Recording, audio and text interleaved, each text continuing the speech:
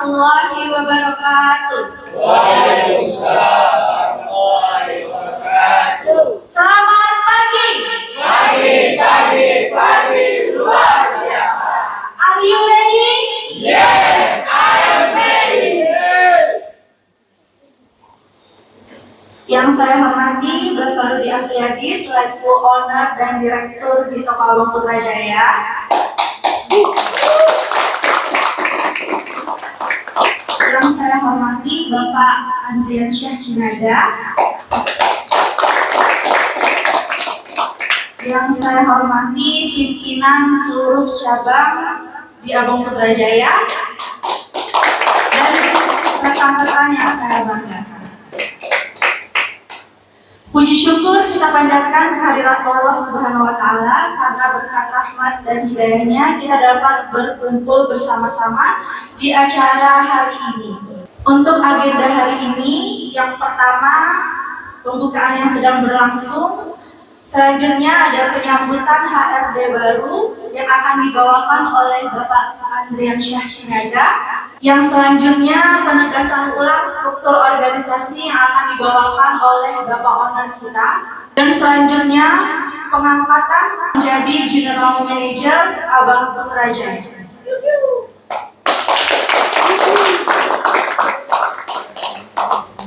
Baik, langsung saja untuk selanjutnya acara adalah penyambutan HRD baru dan presentasi singkat oleh Bapak Andriansyah Sinaga. Kepada Bapak Andriansyah Sinaga, saya persilahkan.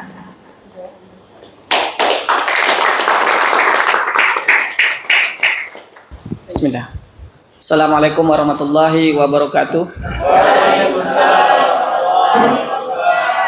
Selamat pagi dan salam sejahtera buat kita semuanya. Salam dan salam kebajikan.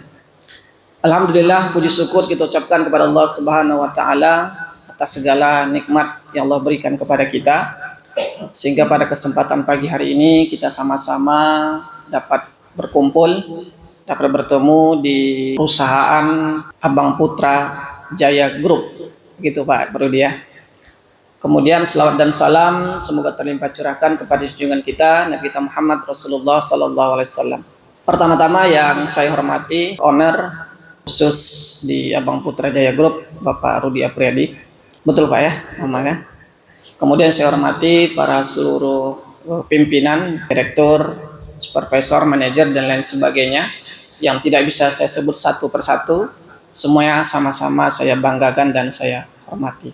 Saya kaget juga pertama disuruh langsung ini sama Pak Rudi ini.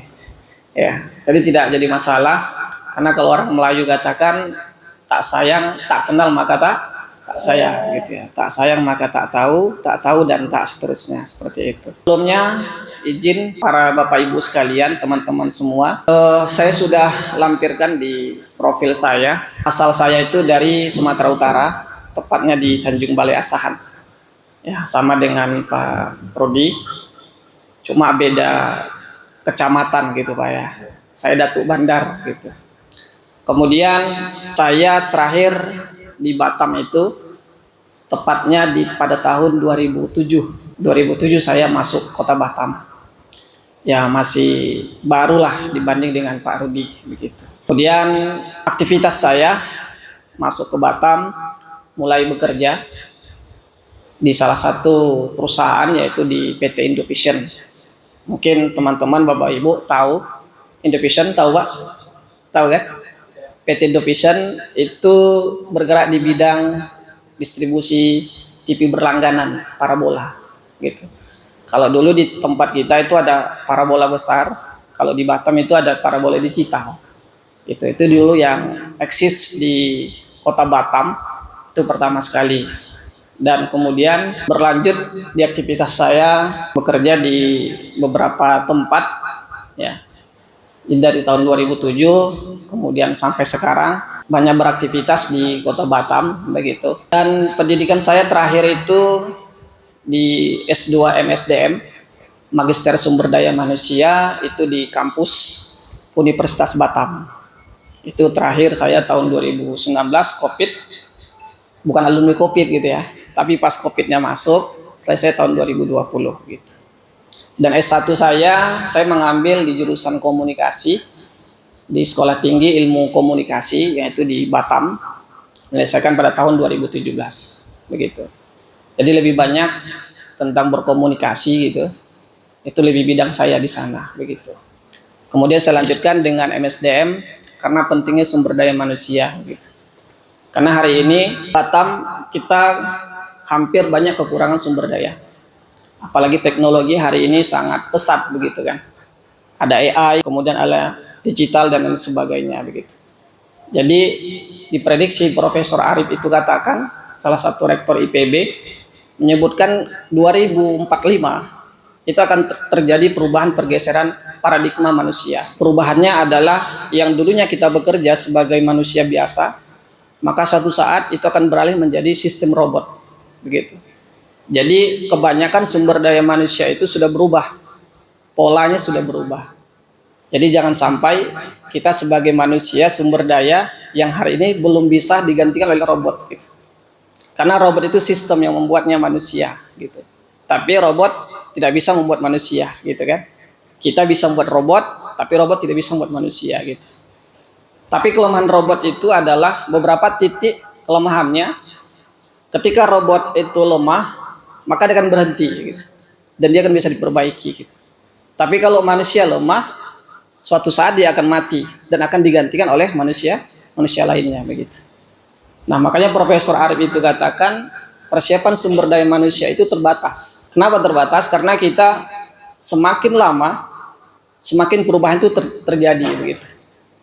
Nah, di dunia industrialisasi hari ini, termasuk kita hari ini, saya lihat banyak paradigma sumber daya itu sulit untuk mencari dunia pekerjaan begitu. Dan itu 89% data statistik BPS mengatakan hampir 85% di Kota Batam khususnya banyaknya pengangguran begitu. Dan itu fakta real yang terjadi. Dan saya punya data itu 85% itu Kota Batam tingginya tingkat pengangguran. Kenapa? Kalau dihitung sumber daya manusia, kita jumlah Kota Batam 1,3 juta. Tetapi di perusahaan industrialisasi, manufaktur, itu manusia tidak lagi digunakan. Gitu. Mereka sudah menggunakan sistem namanya robotik. Robot yang menggerakkan manusia. Artinya, kekurangan sumber daya manusia di perusahaan itu sudah mulai berdampak. Begitu. Makanya jangan sampai kita ketinggalan. Potensi yang ada dalam diri kita harus kembangkan. Gitu. Kita tidak mau potensi yang ada dalam diri kita hanya seperti di dalam kodok begitu. Kalau kita punya potensi, maka potensi kita harus kita distribusikan. Gitu. Perubahan itu cepat, Bapak Ibu sekalian. 10 tahun itu perubahan teknologi juga akan menjadi paling cepat begitu. Kenapa saya konsennya di MSDM? Karena hampir banyak riset yang saya lakukan. Mulai dari sumber daya manusia, dari kemudian personality, kemudian dari perusahaan, itu sering kita lakukan riset-riset bagaimana kredibilitas manajemen atau kredibilitas sumber daya manusia itu akan terlihat.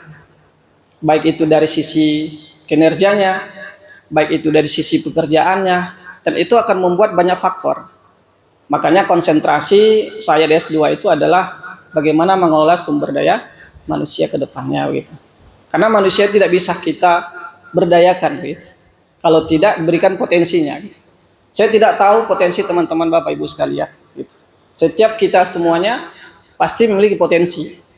Saya dengan Pak Rudi pasti berbeda potensinya. Pak Rudi dengan teman-teman lainnya pasti juga berbeda potensinya. Termasuk teman-teman sekalian, baik di divisi masing-masing juga potensi yang berbeda gitu. Nah, di dalam struktur perusahaan apapun itu, potensi itu wajib harus ditonjolkan gitu. Bukan dalam arti menonjolkan itu saya bisa begini, tidak gitu. Potensi itu ada dalam personality seseorang.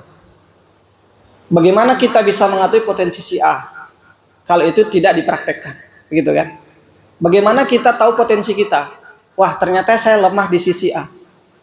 Setiap manusia itu punya kelemahan dan kelebihan, dan itu real.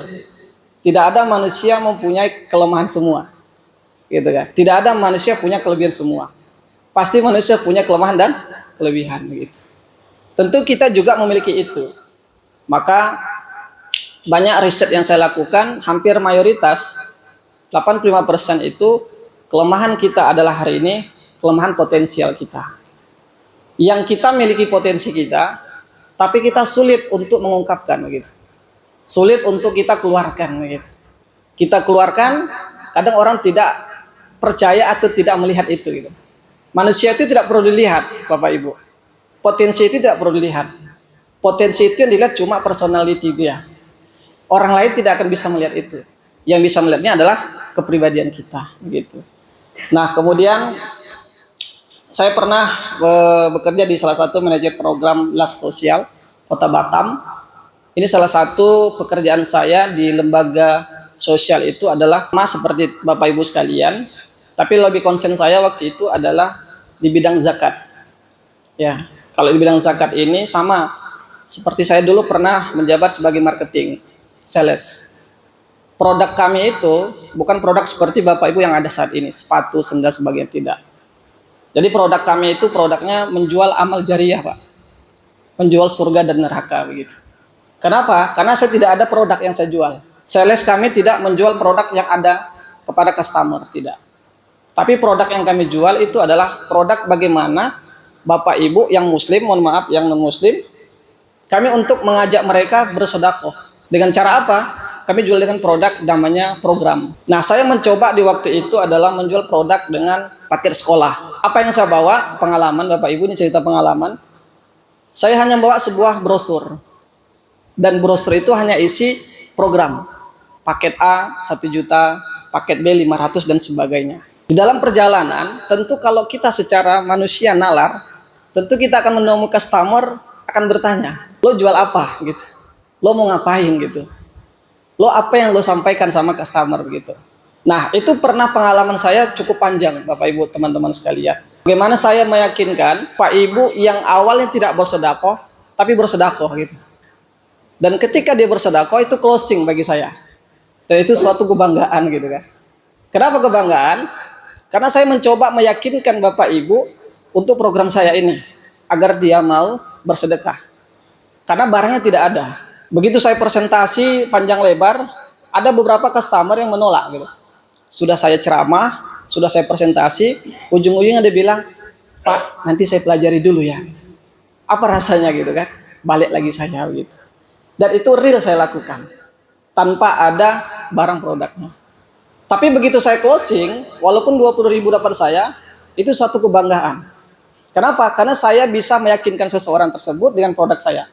Persoalan dia ikhlas atau tidak, kasihan atau tidak kasihan, itu beda. Beda urusan bagi saya. Kenapa? Karena saya mencoba meyakinkan customer saya dengan produk saya. Alhamdulillah, beliau bisa memberikan itu. Nah, ini berjalan panjang bagi saya. Nah, kemudian saya pernah bekerja di salah satu korkom PT Moya Indonesia. Tahu PT Moya, Pak, Ibu? Yang dulu namanya ATB. Ya, sekarang dijadikan waktu itu jadinya Moya. Gitu. Nah, saya di korkom itu sebagai call center, Bapak Ibu. Call center saya hampir 2 tahun lebih di call center itu. Jadi saya mengadopsi seluruh masukan customer sekota Batam. Mungkin dari Bapak Ibu yang mati airnya, mungkin menelpon call center begitu. Dan itu saya hadapi. Ya, banyak keluh kesah dan sebagainya saya sampaikan. Kenapa? Saya bisa berkomunikasi dengan baik gitu. Saya bisa meyakinkan customer itu atau meyakinkan masyarakat itu bahwasanya airnya mati biar tidak terjadi gejolak begitu. Dan itu peran kita semuanya sebenarnya gitu. Baik dari supervisor, leader dan lain sebagainya gitu. Artinya kenapa Bapak Ibu? Ketika salah satu komplain kepada saya cuma mengatakan seperti ini. Bapak Ibu, ada terjadinya kerusakan. Walaupun customer itu, walaupun masyarakat itu tidak terima gitu. Tunggakan air naik gitu kan, air tidak hidup, mati dan sebagainya gitu. Terus kemudian akhir bulan dia harus bayar begitu dengan lonjakan paling besar begitu. Dan itu saya hadapi Bapak Ibu. Sebagai korkom, kami adalah langsung turun ke lapangan. Keluh kesah masyarakat sering kita hadapi begitu.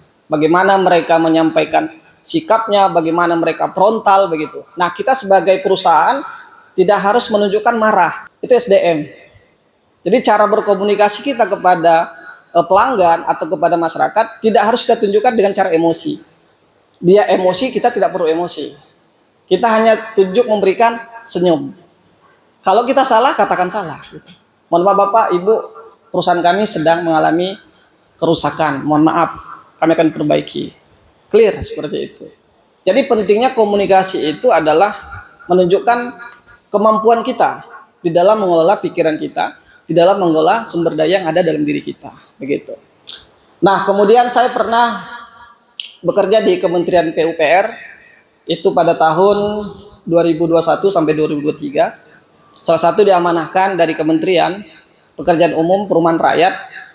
Itu saya mengelola sebanyak 300 rumah ke Kota Batam. Ya, kalau totalnya waktu itu diamanahkan sekepri itu sebanyak 1.300. Jadi saya mengelola Bapak Ibu bermacam karakter manusia. Makanya penting mengelola manusia gitu. Kenapa?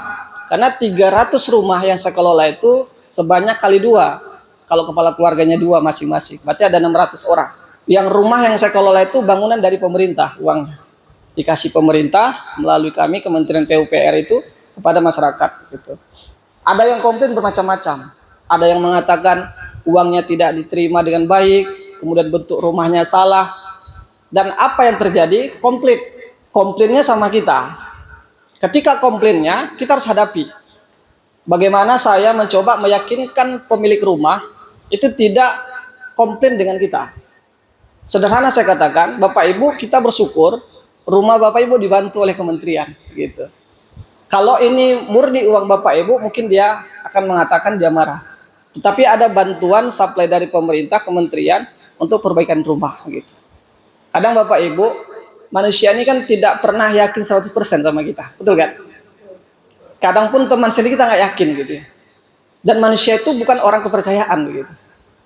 Siapapun kita tidak bisa meyakini orang lain, termasuk teman kita, saudara kita sekalipun, kita ada menganggap tidak ada yakin begitu. Terus bagaimana meyakinkan orang lain kepada kita? Tidak perlu diyakinkan. Sulit untuk meyakinkan orang itu. Kenapa? Karena penting namanya trust. Apa itu trust? Kepercayaan. Jadi kalau orang tak percaya sama kita, sulit bagi kita untuk meyakinkan orang lain gitu. Gitu kan? Itu adalah membentuk trust kepribadian kita begitu. Nah, kemudian saya pernah juga bekerja sebagai salah satu dosen ya di Sekolah Tinggi Ilmu Tarbiyah itu di Muhammadiyah. Mengajar juga sumber daya manusia, mahasiswa juga saya kelola dengan metodologi pembelajaran di dunia perkuliahan begitu. Nah, kemudian saya pernah bekerja di salah satu poltreking Indonesia. Ini adalah salah satu perusahaan riset, ya, riset bagi baik itu ekonomi, lowongan pekerjaan, gitu. Perusahaan membuka itu sebanyak 62 perusahaan, Bapak Ibu. Ya, yang mendaftar itu sebanyak 1.524 orang. Itu real 1.500 lebih yang ikut melamar. Mulai dari tingkat SMA, SMK, S1 dan sebagainya. Dan 85% data kami menunjukkan itu Bapak Ibu di Batam yang paling banyak pengangguran itu adalah sarjana gitu. Itu sarjana real. Yang paling banyak pengangguran itu sarjana gitu. Nah, 65 perusahaan masing-masing itu butuh hanya 5. Paling banyak itu 15 orang. Yang dibutuhkan karyawan. Bayangkan Bapak Ibu, itu real 85% banyaknya tingkat pengangguran di Kota Batam. Artinya apa yang saya sampaikan? Artinya kita bersyukur teman-teman Bapak Ibu hari ini bisa bekerja, bisa beraktivitas. Mungkin ada yang sudah belasan tahun, bahkan ada yang berapa tahun bekerja di perusahaan ini. Gitu. Yang ingin kita tegaskan adalah pertahankan itu, gali potensi kita, gali keahlian kita di bidang itu. Gitu. Jangan sampai nanti kena mungkin kondisi usia kita sudah tidak lagi efektif, produktif, kata seperti itu, maka sulit bagi kita untuk mencari suatu pekerjaan. Dan itu real. Maka kita bersyukur hari ini Bapak Ibu. Kalau kita sudah bisa bekerja, maksimalkan pekerjaan itu. Gitu. Walaupun ada kelemahan, pasti sisi kelemahan kita banyak. Gitu. Capek dan sebagainya. Persoalan di lapangan juga sama. Pernah saya alami. Gitu. Ada teman-teman yang wajah 3, itu sering, biasa. Wajah 2, bahkan wajah 5 juga banyak kita dapatin di lapangan seperti itu. Dan bagi saya itu adalah persoalan biasa, Bapak Ibu. Gitu. Itu manusiawi biasa gitu ya. Ada kadang di depan pimpinan baik, di belakang tidak baik, itu biasa. Ada yang cari ya macam-macam begitulah. Dan ini ya, dan itu sering saya hadapi begitu, sering saya alami begitu. Jadi saya katakan adalah kita punya potensi masing-masing. Jangan sampai 85% ini menambah bagi kita nantinya gitu. Ya, jangan sampai 85% yang hari ini totalnya di Batam itu jangan sampai kita ikut begitu. Kenapa kita ikut? Karena saya katakan, saya bukan menakut-nakuti. Saya punya data real. Karena berapa bulan lalu kita sudah lakukan validasi, kita sudah lakukan cek dan cross check itu benar dan itu real gitu. Kebanyakan data itu S1 paling banyak pengangguran gitu. Itu S1 Pak, gitu kan. Bagaimana lagi dengan teman-teman yang mungkin ya mohon maaf SMA, SMK dan sebagainya. Sulit hari ini gitu.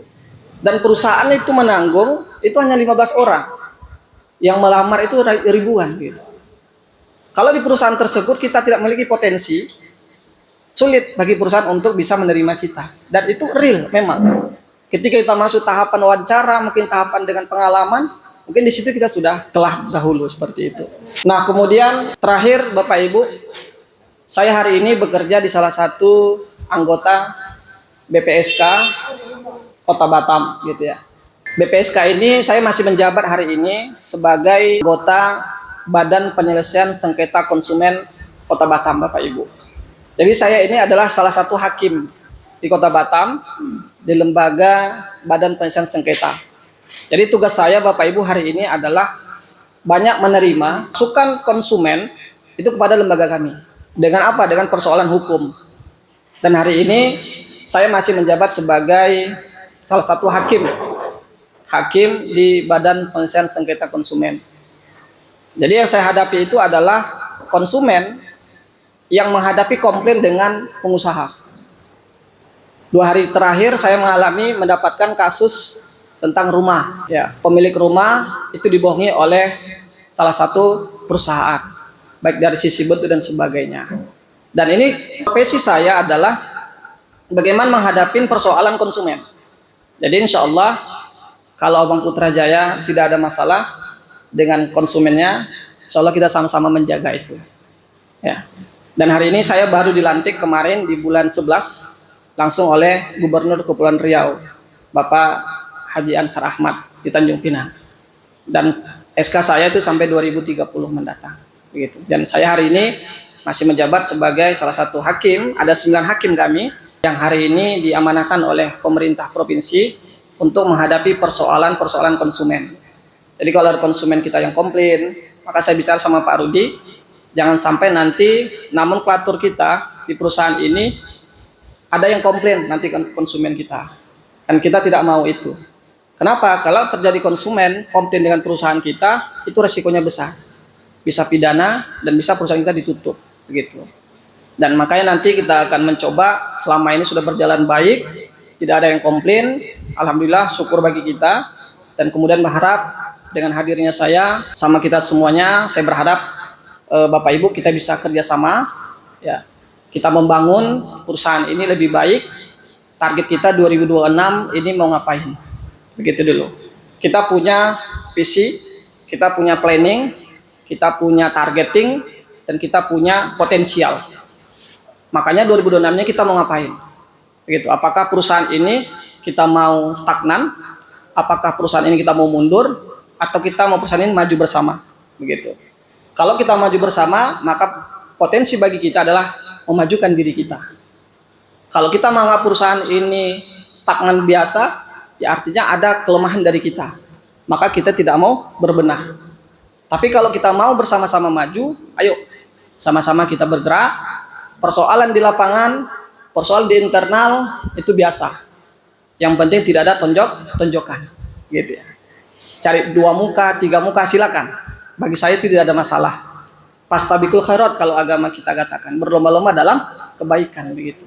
Tidak perlu cari muka karena muka kita sudah ada, begitu kan. Tak perlu kita cari muka lagi kemana-mana gitu. Apa yang ada potensi teman-teman, saya yakin perusahaan itu akan memperlihatkan. Perusahaan akan melihatkan itu. Wah, ini si A potensinya bagus, A si B potensinya kurang, diperbaiki gitu. Pasti perusahaan akan memikirkan itu. kenaikan jabatan, kemudian kenaikan profesi dan lain sebagainya. Dan itu sudah diperhitungkan oleh perusahaan sendiri, begitu. Maka dan terakhir teman-teman, kalau pengalaman organisasi, saya mau bikin panjang, banyak terlalu panjang gitu ya. Terakhir saya itu di Pemuda ICMI Provinsi Kepulauan Riau. Saya hari ini masih menjabat, salah satunya adalah Ketua Umum di Provinsi Kepulauan Riau. Organisasi ini didirikan oleh Bapak Presiden kita, B.J. Habibie, gitu. Kalau ketua provinsinya itu Pak Ansar, Pak Gubernur sendiri, kalau saya di pemudanya. Kalau di Kota Batamnya itu Pak Diki Wijaya, salah satu Kepala Dinas Tenaga Kerja Provinsi Kepulauan Riau. Jadi kalau perusahaan ini kita berteman dengan Disnaker, tidak akan ada jadi masalah gitu. Nah kemudian terakhir saya juga bekerja di organisasi yaitu Kadin, Kawasan Industri Dagang, itu di Provinsi Kepulauan Riau. Kadin ini adalah lebih kepada organisasi ekspansi perusahaan, baik galangan, kemudian perusahaan lain sebagainya gitu. Nah mungkin itu teman-teman sekalian, salah satu penghargaan saya itu ataupun salah satu potensi saya juga ada salah satu menulis buku. Nah nanti saya akan cek 3 bulan ke depan, teman-teman yang bagus, saya akan berikan satu hadiah buku tulisan saya. Gitu ya, tepuk tangan buat kita semuanya. Nah, satu lagi buku saya lagi sedang proses, itu tentang MSDM. Ya, semoga buku kedua saya ini bisa terbit, bisa saya berikan buat teman-teman. Apa sih pentingnya sumber daya manusia itu? Apa sih pentingnya mengelola manusia sendiri? Apa sih pentingnya untuk membuka cakrawala kita sebagai manusia begitu? Dan teman-teman sekalian, saya lupa 2026 ini saya sebenarnya sedang melakukan proses S3 doktor. Ya, karena ada beberapa kendala, ya mungkin dari sisi X ya, faktor X, sehingga S3 saya hari ini masih saya stop, saya cutikan gitu. Kemudian nanti ketika ada potensi kemudian lainnya, mungkin S3 ini bisa saya lakukan untuk studinya. Dan teman-teman juga tidak ada salahnya kalau mau menambah karir, kalau mau menambah profesi atau pendidikan, kan usia sudah tua, tidak ada masalah, gitu ya. Tidak ada masalah untuk lanjut kembali pendidikan gitu. Gak bisa lah Pak, saya hanya udahlah kerja aja lah di sini di Abang Putrajaya gitu kan. Kalau masih ada potensi mau belajar, silakan belajar. Gitu. Jangan kita itu pasrah dengan kondisi, tidak. Ya, saya dari 2007 ini teman-teman, 2010 saya sudah mulai kuliah. Ya, sudah banyak kuliah yang saya lakukan itu ada berapa kali tidak selesai gitu. Karena faktor X juga sama gitu. Akhirnya saya bertekad, saya punya potensi gitu, saya punyai skill, saya punyai keahlian begitu. Dan teman-teman saya minta juga mempunyai itu gitu, mempunyai potensi, mempunyai keahlian di masing-masing di bidangnya. Nah, ketika teman-teman punya ahli itu lanjut gitu. Ya, kalau mau kuliah nanti komunikasi sama saya bantu nanti masuk di kuliah mana gitu ya. Tapi di Batam gitu ya. Kalau nanti mau kuliah di sini, saya bantu, saya temukan dengan rektornya. Bagaimana biayanya nanti kita bicarakan di ruangan begitu. Ya, dan itu mungkin teman-teman sekalian sedikit pengantar bagi saya dan sekali lagi saya berharap dengan kehadiran saya di sini anggap saya sebagai kawan, sahabat ya. Tidak perlu kaku, tidak perlu canggung, ya kita semua sama gitu ya. Kita semua sama, kita bekerja di perusahaan Abang Putrajaya gitu. Mungkin hanya bedanya saja dari faktor usia, mungkin beda saja dari faktor pengalaman. Mungkin faktornya ada berbagai faktor yang membedakan kita. Tapi tujuan kita sama, membangun Abang Putrajaya ini 2026 untuk lebih baik dan meningkatkan potensi teman-teman. Target saya adalah akan meningkatkan potensi teman-teman. Di mana teman-teman yang potensial, maka saya akan menempatkan di situ. Ya, ke depan, di mana teman-teman yang memiliki potensi itu, saya akan tempatkan di potensinya masing-masing gitu. Apakah bisa nanti ada regulasi? Kita melihat kondisi ke depannya. Apakah teman-teman fight-nya di bidang ini, maka kita posisikan di bidang itu. Maka kalau orang katakan, ambillah sesuatu itu pada tempatnya, porsinya gitu. Kalau porsi itu diberikan bukan pada ahlinya, maka tunggulah kehancurannya gitu. Jadi kalau keahlian itu tidak ditempatkan pada bidangnya, maka dia akan menolak gitu. Ada karakter orang, dia akan merubah suasana. Ada. Pertama saya di bidang A, kemudian saya ditempatkan di bidang B. Tapi kemampuan saya di bidang B itu tidak sesuai. Pertanyaannya apakah kita harus menyerah? Apakah kita harus stagnan? Tidak toh? Apa yang harus kita lakukan? Belajar. Saya terlalu nyaman di posisi A. Kemudian suatu saat ada perubahan rotasi di posisi B. Apakah kita marah? Tidak. Apakah kita harus emosi? Jangan. Kenapa? Karena itu adalah potensi. Oh, ternyata potensi saya diberdayakan di bidang B. Saya harus belajar di bidang B ini. Apa yang harus saya pelajari? Karena di bidang A saya sudah khatam, begitu kira-kira kan. Kemudian pimpinan memberikan saya ke posisi B. Kenapa saya di posisikan B ini? Mungkin saya dilihat potensi di bidang ini.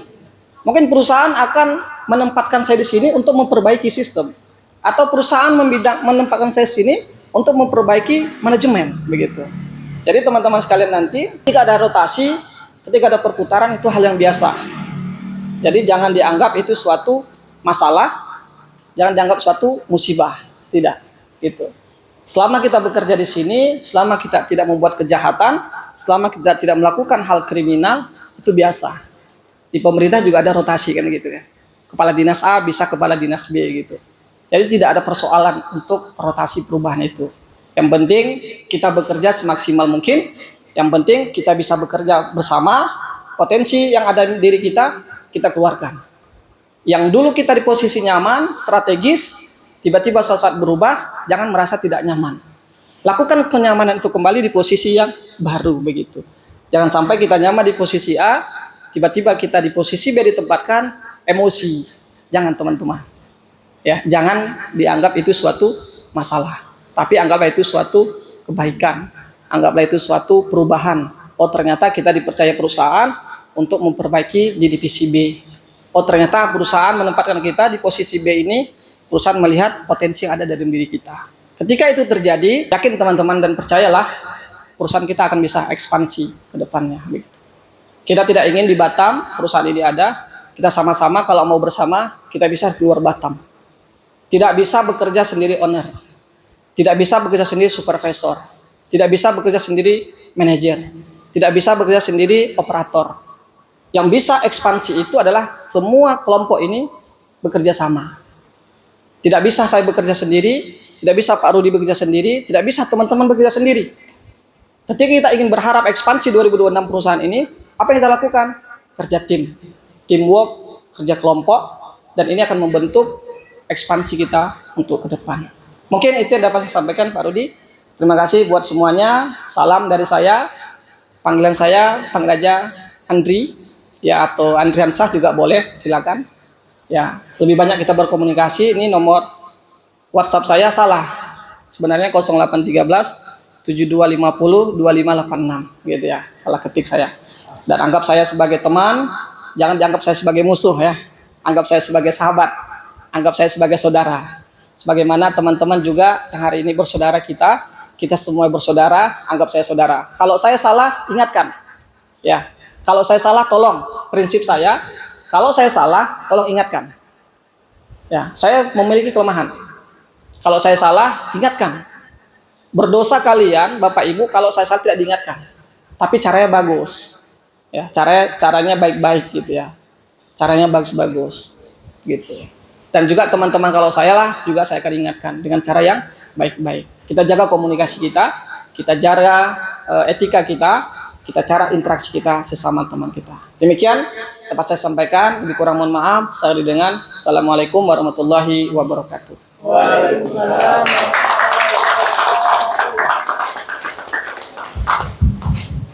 Terima kasih kepada Bapak Adriansyah Sinaga SOSMM atas sambutan serta presentasinya kepada kita semua. Selanjutnya, presentasi mengenai penegasan ulang struktur organisasi Abang Putrajaya yang akan dibawakan oleh Bapak Rudi. Waktu dan tempat dipersilakan.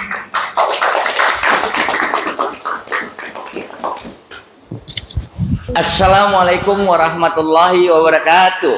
Waalaikumsalam warahmatullahi wabarakatuh. Salam sejahtera buat kita semua. Senang sekali saya bisa berkumpul dengan teman-teman di awal tahun ini, tahun 2026, yang mana di sini mulai awal kita berbenah kembali. Di tahun 2025 yang sudah bagus kita pertahankan, yang belum bagus kita baguskan, yang sudah bagus kita sangat baguskan, agar perusahaan ini bisa lebih berkembang lagi ke depannya, seperti moto kita, dari kita untuk kita dan buat kita. Baik, saya tidak berlama-lama. Tadi Bapak Andre Sinaga sudah menyampaikan penegasan struktur organisasi. Kenapa ini harus kita bahas? Karena hal yang sering terjadi sebelum-sebelumnya ini bingung keputusan dari mana. Hal ini melapor ke siapa? Siapa yang mengambil keputusan? Ketika waktu terjadinya saya terjadi bimbang. Padahal keputusan itu keputusan yang sepele yang bisa diambil. Nah, di 2026 ini kita berbenah. Biar saya tegaskan kembali, karena sekali lagi, karena kita dari business owner berubah ke sistem, mulai migrasi ke sistem, pasti sistemnya masih ada kelemahan-kelemahan yang perlu kita perbarui, yang bagus kita pakai, yang kurang bagus kita revisi gitu. Jadi yang dulu business owner, kita punya sekretaris. Jadi dalam perusahaan itu sekretaris itu kita bukukan, kita tiadakan, kan gitu. Jadi dari owner, direktur, ini nampak ya teman-teman ya, kurang ya, karena ini strukturnya agak kecil ya. Baik teman-teman. Jadi ini struktur juga belum lengkap jadi ya. Namun di garis koordinasi ini saya owner selaku direktur karena perusahaan kita PT perorangan dan sebentar lagi akan terbit, teman-teman. Sekretaris dibukukan, 3 divisi top manajemen turun dari saya ke general manager, ke HRD, Human Resource Development. Sorry ya kalau bahasa Inggris saya kurang bagus. Jadi Ibu SO kita pindahkan ke general manager. Kenapa ke general manager? Sebenarnya selama ini apa yang dia lakukan memang tugas general manager. Seringnya saya nggak aktif, apa yang dia lakukan sebenarnya di general manager. Kemudian yang di sini tulisan Pacan itu manager finance dan accounting, itu berarti masih dalam kita cari yang tepat, kan begitu? Jadi inilah alurnya kemana nanti hal-hal ini. Baik, saya turunkan teman-teman. Oke. Nah, ini fokus masih divisi AP1 ya, belum APJ ya. Oke. Jadi dari general manager inilah turun ke store manager. Apa permasalahan? Jadi kalau store manajernya apa masalah ke GM, jangan langsung ke owner. Biar jadi owner ini penentu arah, pemutus strategis gitu. Jadi begitulah garis koordinasinya, teman-teman. Kemudian karena kemarin kita buru-buru pengembangan, belum ada persiapan, jadi departemen B, D, dan C kita bekukan, kan itu. Jadi dibukukan sementara ini diwakilkan ke Reka dulu dari departemen supervisor departemen A. Oke. Jadi siapa yang dari departemen A sudah paham ya, timnya kemana melapor. Selanjutnya departemen gudang D ya, departemen D seperti biasa. Itu untuk divisi AP1. Jadi fokus kami di top manajemen ini nanti akan fokus membimbing supervisor-supervisornya dulu. Itulah target kami di awal nanti sama Pak Andre juga sama Ibu Ana.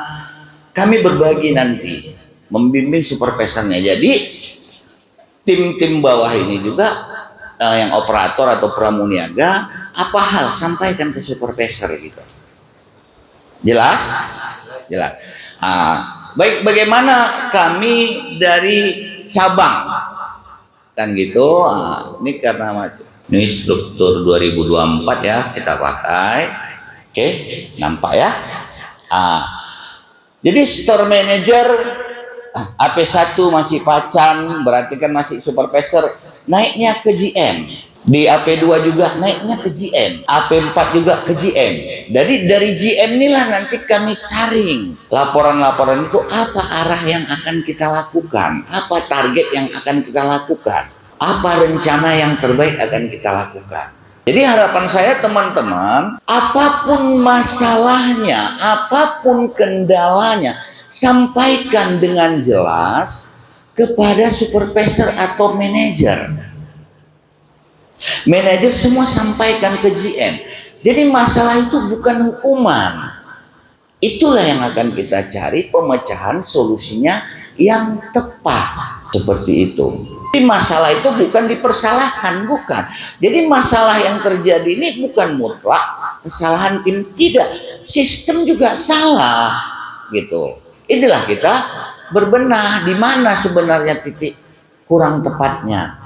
Jelas ya teman-teman? Jadi owner, apa keputusan-keputusan yang diambil yang strategis? Contoh pengurangan harga jual, kan gitu. Pelanggan potensial yang komplain dan sebagainya. Nanti lebih saya jelaskan karena masih tahap saya ini.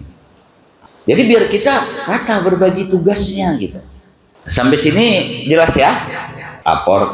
Nah, jadi pertanyaan saya, ada sedikit pertanyaan saya. Siapa karyawan yang belum 1 tahun?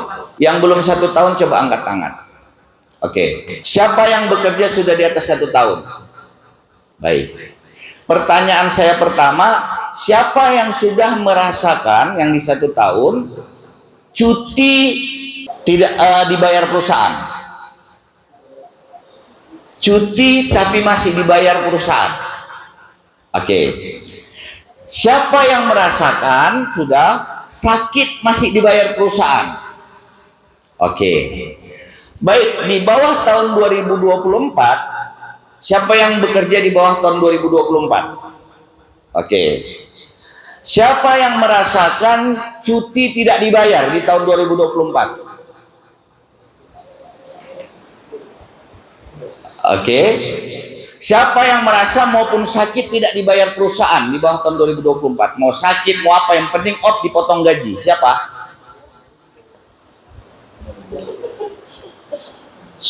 Saya rasa di bawah 2024 kerja semua merasakan gitu. Nah, itulah salah satu perubahan perbaikan gitu. Ya kan? Apakah teman-teman mau kita buat seperti itu lagi? Mau sakit, mau enggak, ya udah terserah, mau masuk, mau enggak, yang penting dipotong. Ada yang mau? Enggak kan? Nah, karena sistem ini baru kita lakukan, ya kan? September 2024 baru kita mulai start. September 2024 kita mulai. Jadi saya nggak mau terjadi seperti itu lagi. Jadi ini kan sudah 1 tahun nih, 1 tahun lebih nih kita lakukan ya. Di 1 tahun lebih inilah, tepatnya 1 tahun 3 bulan, teman-teman yang sakit dibayar, yang cuti dibayar, seperti itu. Kemudian yang mendapat op sampai 4 kali di situ. Dulu 2 kali kan? 2 kali. Nah, berarti kan ada perubahan yang baik kita ke depan. Buktinya di bawah 2024 waktu op 2 sakit pun tak dibayar, tetap kan?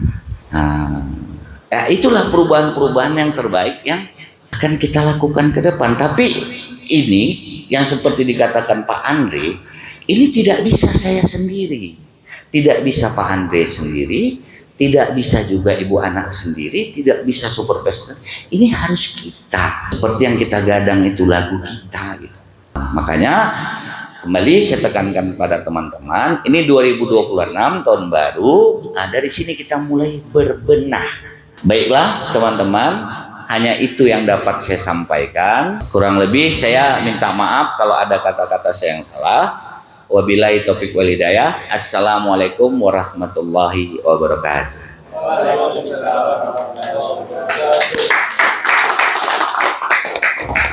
Terima kasih kepada Bapak Rudi Afriyadi.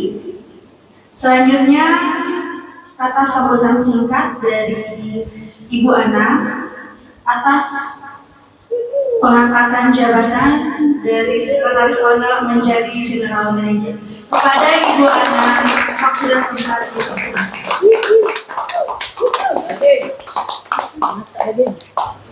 Bismillahirrahmanirrahim. Assalamualaikum warahmatullahi wabarakatuh.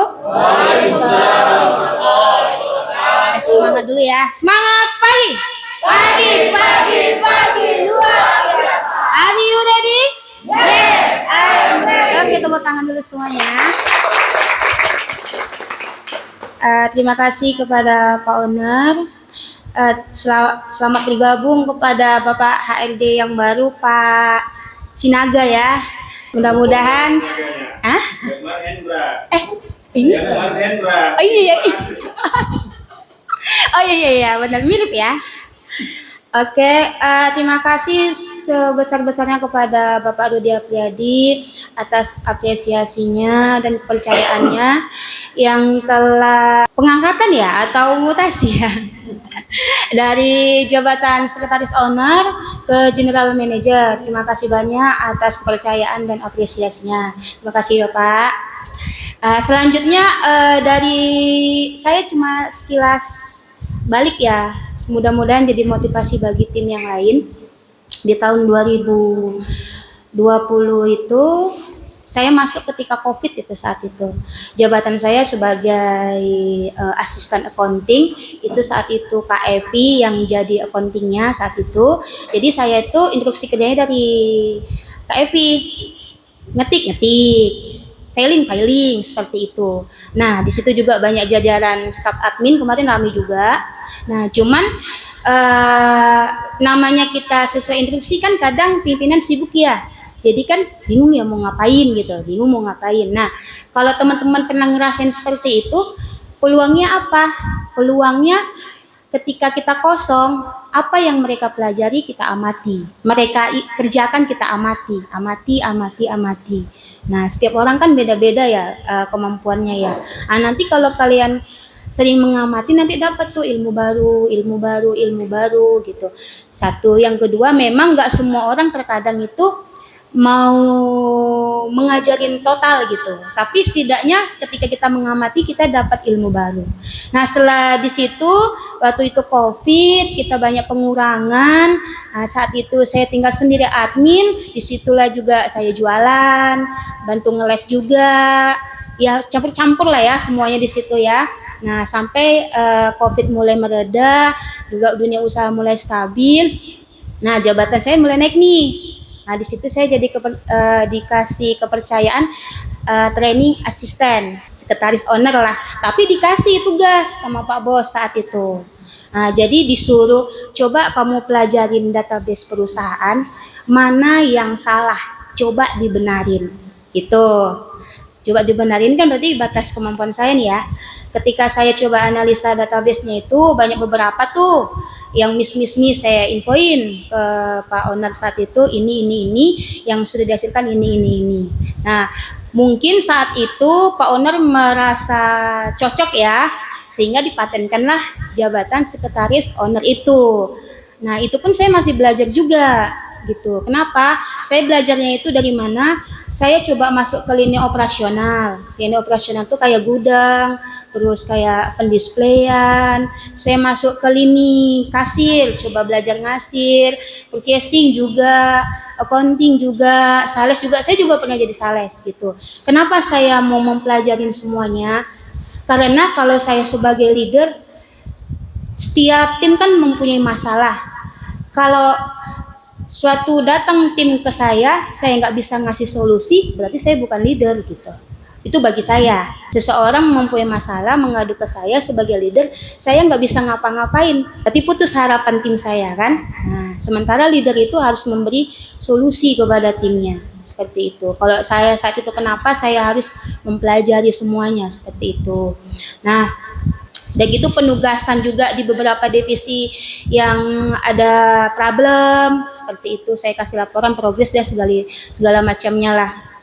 Nah, yang terakhir saya ditugaskan itu di divisi AP11 ya, yang sampai saat ini masih lah perbaikan gitu, yang pengelolaannya operasional dipimpin sama Bu Ulan langsung ya, seperti itu.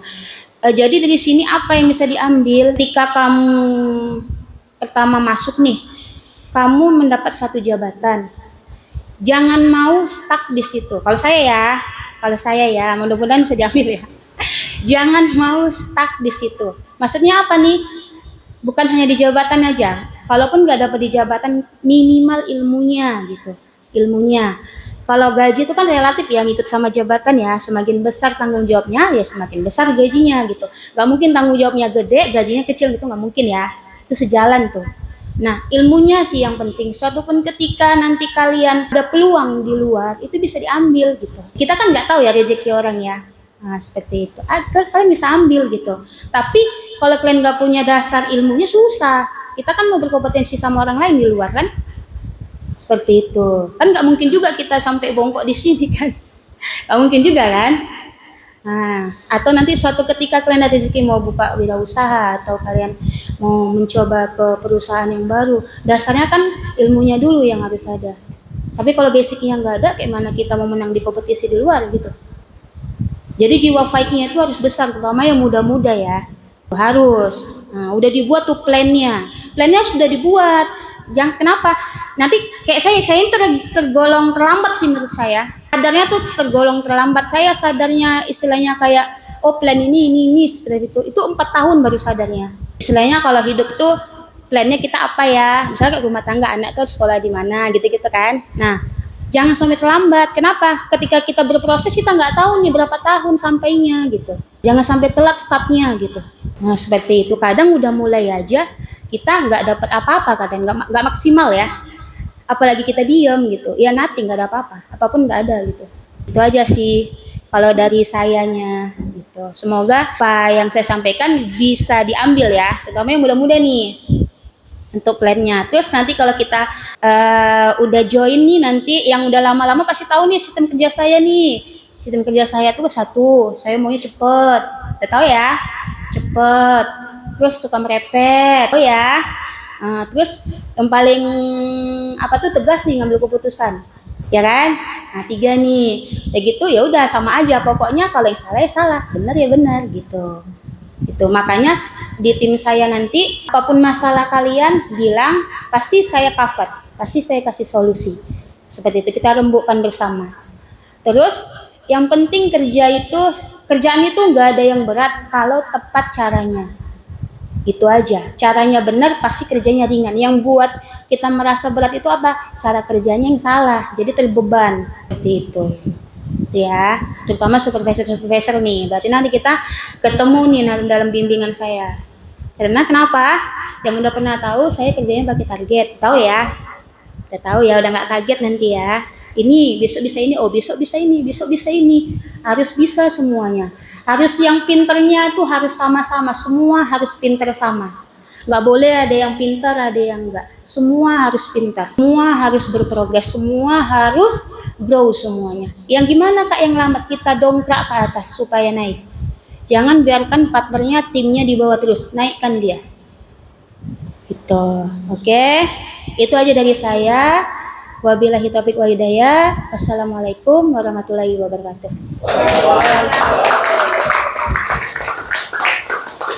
Terima kasih atas sambutan dari Ibu Ana.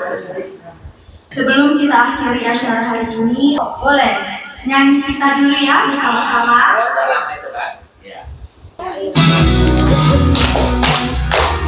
Siksa dulu. Ayo tangannya.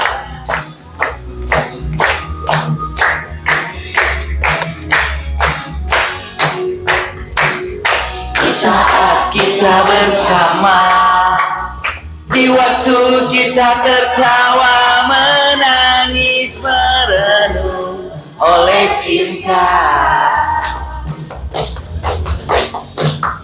Kau coba hapuskan rasa di mana kau melayang jauh dari jiwaku, juga mimpiku. Biarlah hariku dan harimu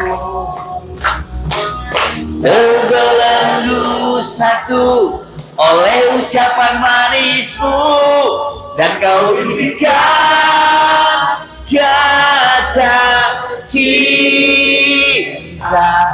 kau tak percikan rasa sayang.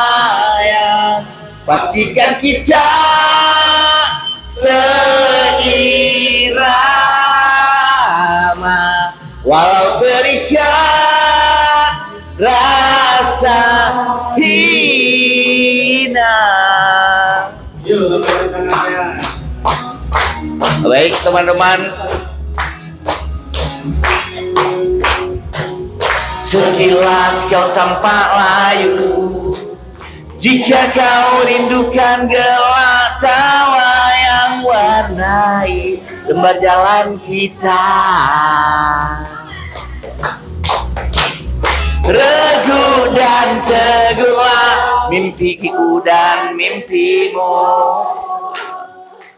terbelenggu satu oleh ucapan janjimu, dan kau bisikan kata cinta. Kau tak petikan rasa sayang. Pastikan kita seirama, walau terikat rasa hina.